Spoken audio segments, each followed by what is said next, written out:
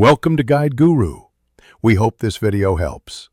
You start by confirming prerequisites, Python 3, 8 or newer and pip because package management matters. Once done, install the Python driver, PyMongo, so your code can speak MongoDB. Next, make a database user and copy the connection string from your local server or Atlas account. Keep credentials handy.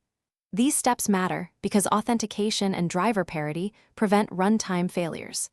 Now that you have the driver and connection string, move on to creating a minimal connection in code. In your script, import PyMongo and create Mongo client with the connection string. This opens the socket. Once connected, run a simple ping to validate the handshake and authentication. Then select the database and collection explicitly because implicit assumptions cause bugs. Use insert one to add a document, find one to read it, update one for modifications, and delete one to remove it. Make sure to handle exceptions and close the client, or use a context manager to avoid leaked connections.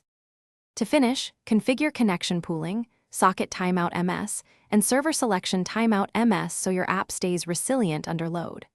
Once done, serialize object ID and data time types before sending JSON responses because those types are not JSON native.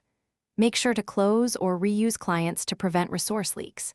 If things go wrong, first check authentication, IP whitelist, and server/driver version mismatches. Those are the most common culprits.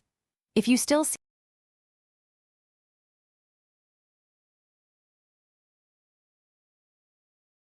Thanks for watching. Consider subscribing if we helped you today.